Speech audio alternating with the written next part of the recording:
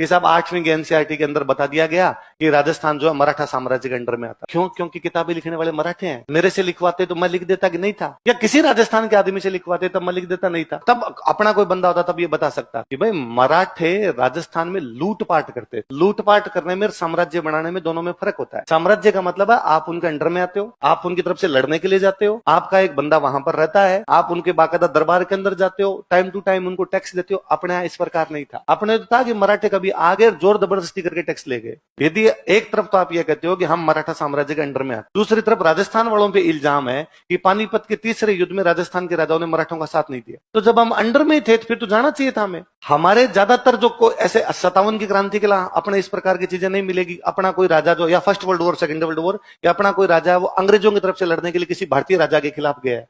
मराठों के उदाहरण भरे पड़े हैं जब वो अंग्रेजों की तरफ से लड़े हैं और किसी अंग्रेजों की तरफ से जाके किसी भारतीय राजा के खिलाफ लड़े हैं। सैकड़ों युद्ध भरे पड़े हैं। हम जब हिस्ट्री पढ़ते हैं, आप में से कहीं नहीं पढ़ा होगा, यदि हम मराठों के अधीन थे तो फिर तुंगा का युद्ध क्यों लड़ रहे थे? हम यदि मराठों के अधीन थे फिर वो पाटन और मालपुरा की लड़ाइयां किस बात की है?